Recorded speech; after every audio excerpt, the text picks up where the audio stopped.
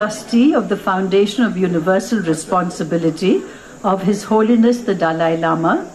He has been a personal student of Mr. B.K.S. Iyengar over several decades and has been feels passionately about the deep philosophical underpinnings of Iyengar Yoga and the personal qualities of the man who evolved and taught these.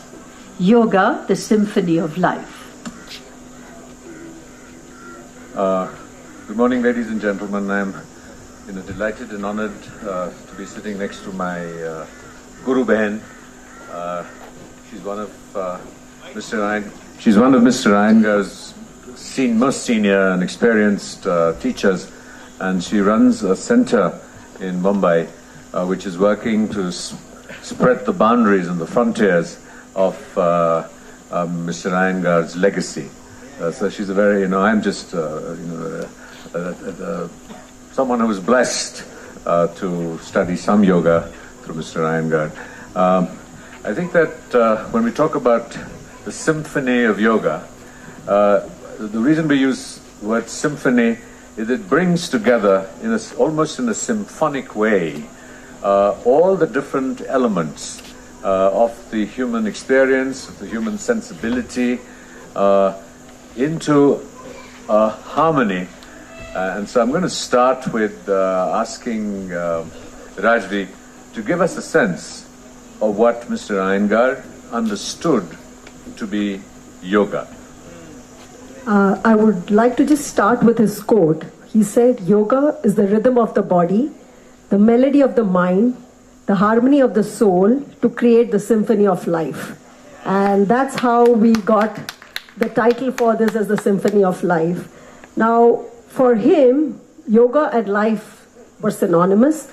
And he started yoga at a time when yoga was quite a reclusive subject left for a very few people.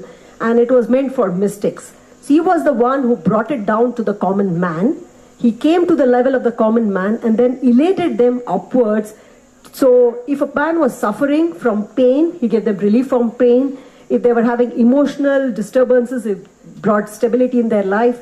He brought the clarity of thought, and that gave people the ability to live life better than what they were. So he always told people, yoga makes you better in whatever you do. The objective of yoga was not to make it a vocation or profession, but be a part of your life. And I think that came out very well. The famous violinist, a genius, Yehudi Menuhin, actually gifted him a watch where he said, "To my best violin teacher." And I think that just said that when you practiced, it transforms the individual to be better in whatever one is doing in life. And that gave people the happiness and the joy to continue life with oneness in whatever they did. So that was yoga for him. I think that what Mr. Iyengar also did was that yoga for him was integrating the many, many, many elements of human experience and human sensibility. So it was nurturing the ability to live life to the fullest. So he was a householder who lived life with extreme simplicity. Those of you who have been to his ashram. So he embodied that value of a yogi while engaging with and encouraging and facilitating the engagement of people like Yehudi Menuhin, Pandit Nehru, J. Krishnamurti, right down to the common person off the street. So yoga was for him diverse, and I think very importantly, democratized. It came out of the ivory tower down to the people. And the other sort of very emphatic element of, we refer to him as, Gurujis, and that's really the second question, that what was a larger aspiration for yoga? People have always, we read about, you do yoga for health, you do a sort of a very mechanistic yoga because it's, makes you more athletic, or enable you to do all the things that further complicate your life. So very often you will have, say, corporations who will want to do yoga workshops so that people can then continue to do better the very things that create the crises and the problems for them. So the aspiration for yoga was very uniquely multidimensional. So I'm going to request Rajvi to give us a sense of how it was looking at spontaneously nurturing, say, an ethical life without a formal ethical framework which said, well, do this and don't do that. And so you ended up, through the practice of yoga, doing what was, to use a popular contemporary word, skillful. It's very interesting, if you go back in time, and why did B.K.S. Iyengar start doing yoga? He didn't have an aspiration to do yoga. He incidentally went into yoga because he was a very sick boy, and his brother-in-law said, do some asanas and it'll give you health. And for somebody who has no health, actually values it a lot. So he started asanas, and then he realized that it is giving him much more than health. So first thing was that when people came to him with some limitations, problems, health issues, he started helping them. And today when we look across, people came with some back pain, knee pain, etc., etc. And then when you say, why are you continuing after 20 years, 30 years, they say there's a transformation in them and they're going toward the spiritual path. So the first thing is, he didn't ask people to go for some great spiritual aspirations. Unknown to them, they went on that path. So he said there is freedom with discipline is true freedom. And there's some very interesting example that he gave about yamas. Now the yamas is the first principle of yoga, where you speak truth, it's about honesty, non-violence, non-stealing, etc. And he said, have you ever thought, why is the Lord of Death also yama? So he said, every human being has these intrinsic qualities to be untruthful, to lie. We may coin terms that white lies.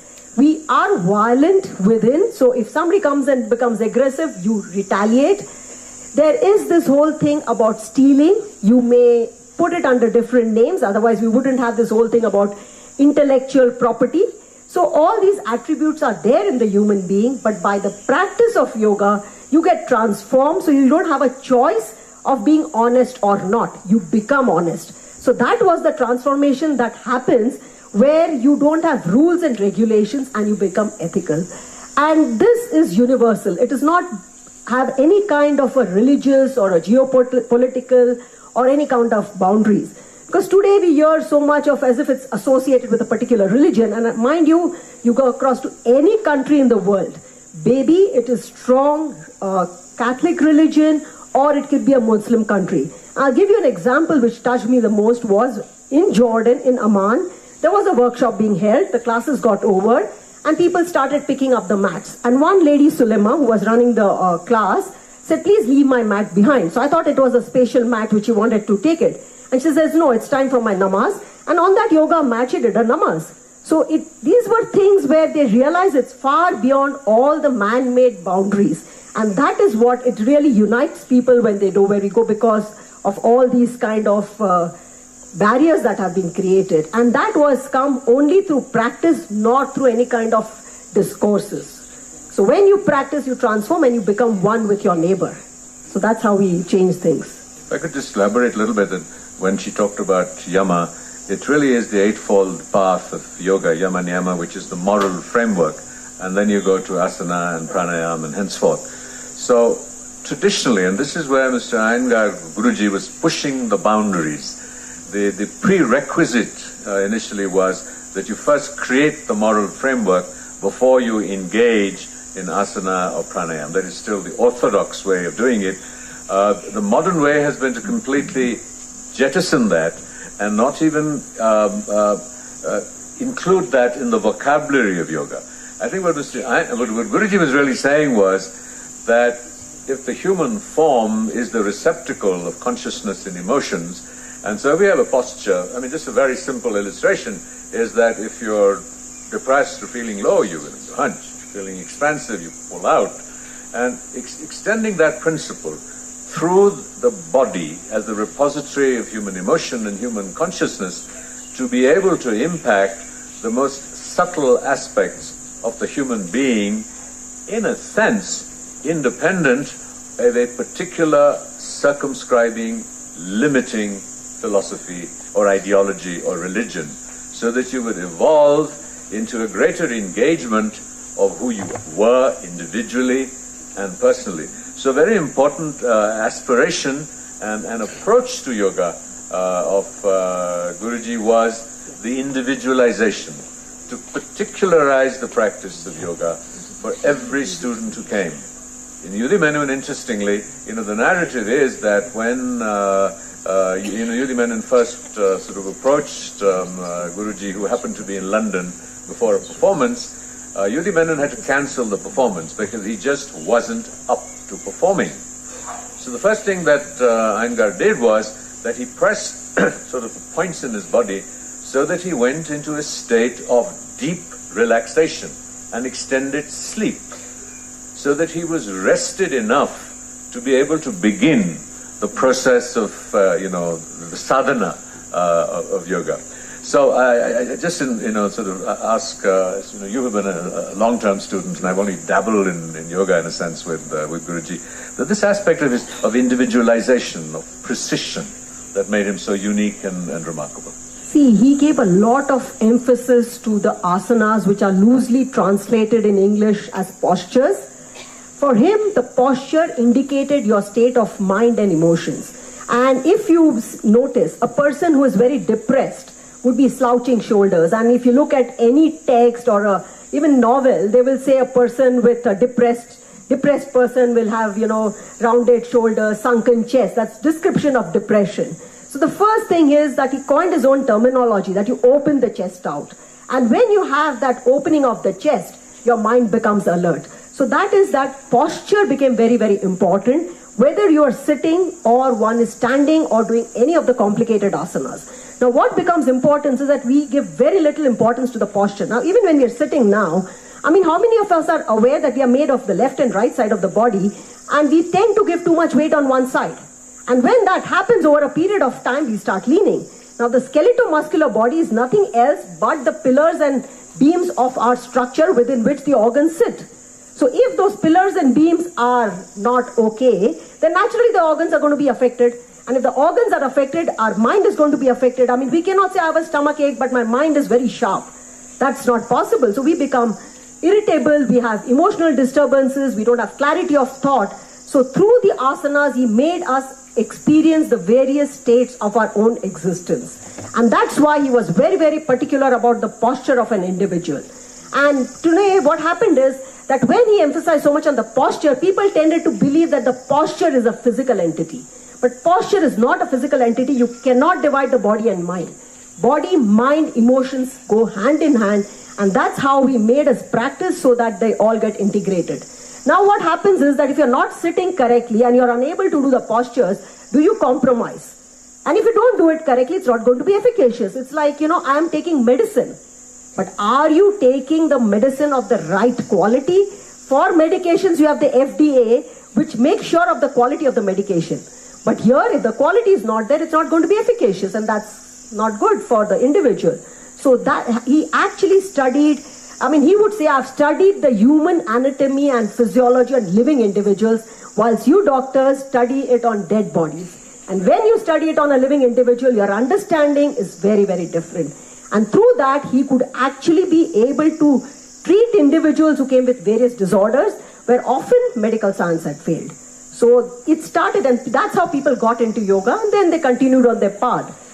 Interestingly, when he was in England, and he was asked by the Inner London Education Authority to start teaching there. But they said, we don't want the philosophy to come in, we don't want religion, we want you to use Sanskrit terms. He took up the challenge, he taught them on a physical front, and it is the same people who actually are now studying the Yoga Sutras with all the depth. So they asked for it. He went to the levels and then let the people move upwards, or I would say inwards, not upwards. Well, as a very simple example that anyone can do, one of the first practices or engagement with Guruji's yoga is to simply stand. And to stand and to balance and to look at the way the soles of your feet balance the body. And that becomes the first exercise, really, into bringing to awareness through the body where our emotions, feelings, knots, or where they lie. We have frequently begun to associate yoga with the most sort of complex, bizarre exercises which only very, very advanced practitioners can do, and the rest of us attempt at great peril to ourselves. And it was this ability of Guruji to span the entire spectrum of yoga, from the simple ability to stand correctly in poise and balance, balancing one's weight and one's belly if you had one, so that you were in perfect inner alignment. Do you want them to do it? Well, yes, why not? Do you want to have a try? Do you want to have a shot? Yes. Please do that and just so see what stand happens. up. All of you she can will stand lead up. You through it. Just stand. Spread your feet little apart. Now, when you may, if you have shoes, now just watch inner edges of the feet parallel, because we tend to turn the toes out, which narrows the back, and then we complain of back pain. So look down, inner edges of your feet parallel, stand erect. Now when you are just standing, and if you bring your feet still closer, touching each other as far as possible, are you standing equally on both your feet? Yes. Yes? Or is the body weight swaying? Is it going back and forth? Sideways. Now I will say, move your attention to the frontal thighs and move the thigh muscles back. So as if your mind is moving the frontal thighs back. Now what happens to the firmness in the legs? Better? What happens to the abdomen? Recedes? Something which most people aesthetically want. Now move the thigh muscles further back. Raise the chest up. Now what happens to the mind? You become more alert. Maybe our talk would have made you drowsy, but when you're standing straight, your mind gets alert. Now extend the tips of the fingers down. Keep the elbows straight. Now what is the alertness in the arms? Now release.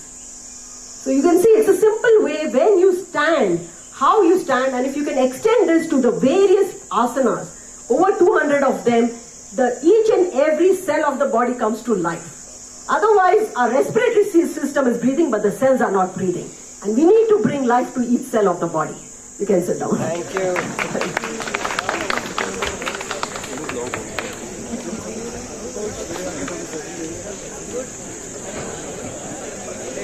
You know, Iyengar yoga is frequently confused and tends to emphasize in the popular perception the use of props. And people have sort of celebrated Guruji for introducing props as aids for people to achieve particular postures that their physiologies would not ordinarily allow. I'm going to ask Rajvi to reflect on the role of props, their significance and importance in Guruji's yoga. Okay, before I answer that, how many of you are familiar with the use of props? So very few. So I'll just go back to, when you have different asanas that you do, you need to attain stability. The definition of asanas is Sthiram Sukham Asanam. So you need to have that stability. Now, if you're doing complex asanas, like say Shirshasana, where you are on your head, or Sarvangasana, where you're on your shoulders, it would be very difficult for an ordinary person to be stable. And because of that, you would either not do the asana, or you do it for a fraction of a second and not get effect or the benefit of it. So he designed very common household articles. It were chairs, tables, bells, pillows, bolsters, which he used as supports so that people did the asana correctly rather than believing that they did it. So sometimes you believe we are doing this, but there was no question of belief, you actually did it correctly. And over a period of time, these props have become a billion, I would say, the last figures from the American associations were a $6 billion industry. So that are the use of props. And props make it possible for people of any age, any health status, do the asanas. In fact, today, asanas are associated with a yoga mat which people walk around with. Branded yoga mats, Reeboks, Nikes, etc. These were also his discovery. Because in the European countries, when people practiced on the floor, their feet used to slip. So he saw this under a carpet, which was used for the carpets not slipping, and he said, hey, this could be useful. And then they became sticky mats and yoga mats now. So he devised this for the benefit of people to practice correctly, precisely, and be able to stay in the asana to attain the effects that asanas give. Over a period of time, among the practitioners of yoga, they have believed that anybody who uses props becomes Iyengar yoga. So if you look at his classical first text, The Light on Yoga, there are no props used at all. And I'll just give you an example that how common it has become for props to be associated with Iyengar yoga is that in China about 10 years ago, or I would say 12 years ago in 2005, they had the first workshop on Iyengar yoga. And after 2 classes, the students were very agitated. So I asked my translator, what's the problem? Why are they so agitated? Fuchi. I said, what's Fuchi? Prop. So I said, so what? If they had asked for the props, they hadn't arrived. So the class goes on saying, Fuchi yoga, Iyengar yoga is prop yoga. I said, first of all, there is nothing like, they didn't even know there were man by the name of Iyengar. And for that matter, then they were explained that this whole thing is devised by an individual.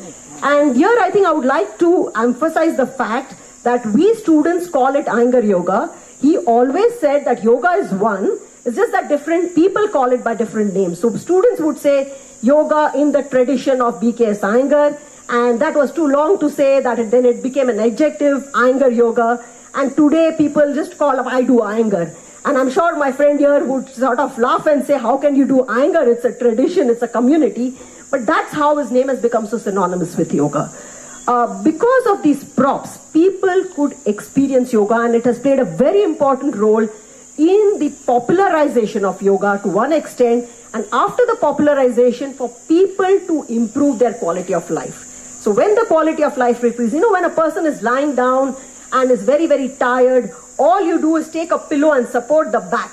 The chest opens out, you feel so relaxed that you recover very, very quickly. So small tools and aid for a person who is in a negative state to come to the neutral state to pursue on the positive path of the actual aspirations of yoga. So that's how we brought in the props. One of the demands of sort of modern contemporary communities and shall I, for want of a better word, consumers of yoga, is sort of empirical validation. I mean, does yoga work? Now, to measure does yoga work is extremely challenging at one level, largely because it is the particularization, the individualization that it involves. So you're unable to evolve the kind of broad-based protocols, which is something that the West is very excited about for everything it demands when you're testing medication, when you're testing techniques. Because of that, it becomes very difficult to replicate the same approach in 10 different individuals who may have the same conditions, who require 10 different treatments for one another, sort of compromise on a word. But yet, within that framework, Rajvi's organization in Bombay has been doing some path-breaking work in being able to provide a mirror, albeit not yet on the large-scale product testing that Western pharmaceutical companies are frequently able to fake. And I think that this is the scope of this is modest but extremely significant. So I'm going to request Rajvi to share some of that experience. I would like to say, I admit here, I wear 2 hats. So one is the yoga subjective hat, and I've been formally trained as a scientist, which is a very objective hat. And what happens is that subjectively, if you want to measure yoga, it's very difficult. I mean, we feel good. How do you measure feel good? On the other hand, yoga is subjective, science is objective. Yoga practitioners would say our science goes back to more than 2,500 years, and the modern tools of medicine go back to 400 years. Why should it be proved? Also, what we experience is yoga on the skeletal-muscular physiological front can be measured. A little bit on the emotional front. But how do you measure consciousness? How do you measure intelligence? So I would say, yes, you can measure when I think it is required today to provide evidence when it comes to the therapeutic aspects. Because today, with the popularity of yoga, everything comes under the garb of yoga. I raise my hand up, it becomes yoga. I turn my neck, it becomes yoga. So today, for a person, for the good of the subject, that it survives for the next couple generations to come, it's important to provide evidence when it comes to therapy, because science demands evidence. And I must say that there are 100 research papers published, not in yoga journals, but in peer-reviewed science journals of very high impact factor. And these studies have been done independently by universities across the world who have used the methodology of Guruji's tradition as an intervention. And these studies have shown in cases of lower back pain, knee pain, erythemia, where modern science does not still have evidence. They have shown on depression, they have done brain studies to show that the blood flow to the brain is different in yoga practitioners. So the amygdala, which is what I would say excited in post-traumatic stress disorder and anxiety, is actually having lesser blood flows. By the frontal brain, which is used in multitasking, there's an increased blood flow. So that sort of explains when you say yoga makes you better in whatever you do. We have done studies over the last 10 years in patients with Parkinson's disease, which is defined as a progressive neurological disorder. And the definition, moment you hear progressive, I think it just breaks the heart of the patient. We took it up because a support group came to us with 30 patients, and I must tell you that in a span of 3 months, their movement improved, and it was quantified using the same scales which are used for drugs. We then followed them up for over 2 years, and there are a few who have actually improved. So the point is that they have to continue. It's not like I do it, it's magic, it'll go away. You have to continue doing it. So we've done more studies on gait, emotions, and now we are actually replicating the model in other countries too, where we have qualified teachers. So this has to definitely, it cannot be said anybody and everybody can do it or the patient can do it on their own. But yes, where you have an experienced qualified teacher, they are able to replicate it. So we have developed, I would say, within the system, protocols for specific problems and also for the protocols for teaching at different levels, which are universal, so if you go to an Iyengar yoga class in say Mumbai or you go to it in New York or any part of the world, you will immediately feel the similarity. Because I think for anything, it should not be left to one individual training, but it has to be replicated. And of course, the individual teacher brings their own flavors with it. Well, we have, according to this, 7 minutes and 1 second left. We have a choice, and I leave this call to Rajvi. We have a 5-minute clip of Guruji explaining the aspiration of yoga. I think so. Either we play that or we can do a Q&A. Shall we just play that? Yes, please. Okay. I'm afraid you'll see my mug in that for 20 seconds.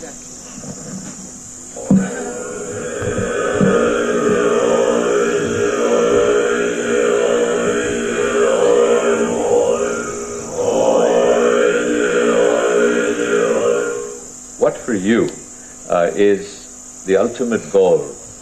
And we will come to some of the techniques and practices and the stages, because there is obviously a popular misconception which you have drawn attention to, that yoga is basically postures and training the body towards the ultimate access to the mind. But let's just stay with the goal, the ultimate goal of yoga. No doubt, we all speak of happiness. You know, happiness has also got its own compartments. Like health having different compartments. Happiness also has got different compartments. Physical health, ethical health, mental health, intellectual health, conscious health, conscientious health, and divine health. All put together is real health. Till then, one cannot say that I am healthy. Similarly, like the Saptapranta Bhumika of Prajna, there are 7 states of awarenesses. So first awareness is the awareness of these 7 stages of health. Then comes the 7 stages of controlling the Sharira Jnana, or the complete understanding of each and every function of the body, Sharira Jnana. Then Prana Jnana, how the breath moves and coordinates with the prana for inner cleaning, cleansing the inner body, which cannot be visible to our eyes. Then each and every cell of our body is ethically disciplined in functioning healthily. Functioning healthily.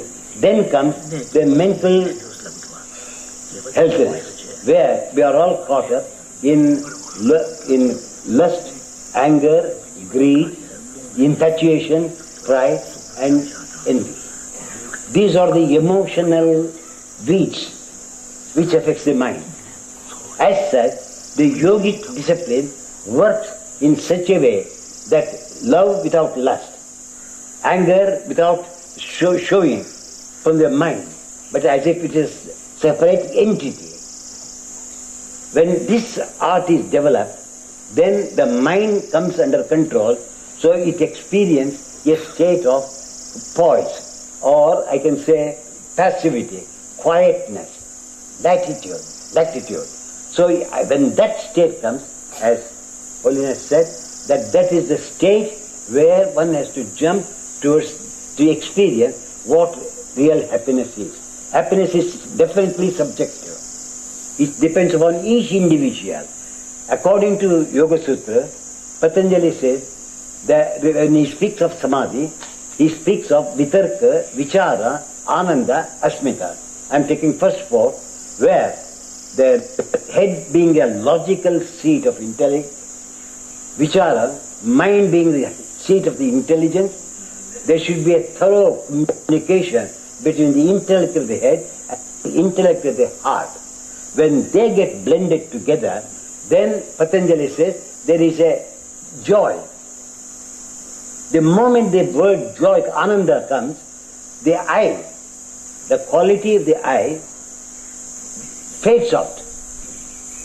That is not ananda, it nullifies the consciousness. As it nullifies the consciousness, then the last stage is satchitta. You experience the true quality of the consciousness, which is pure in itself without any colorization.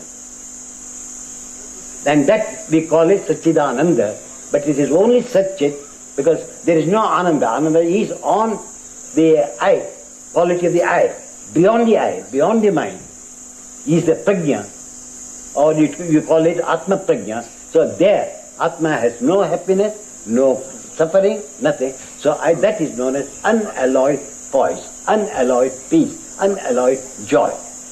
And the aim of yoga is to experience the non-colorization of happiness, which ends only when one reaches from the physical, from the skin, going through the inner body, cleansing the inner body, cleansing the mind, cleansing the intelligence, cleansing the consciousness, so that when all these precepts or all the vehemence of the self is completely cleansed, then there is nothing but joy, which cannot be called as a joy, which is beyond joy. And that I call is a real happiness.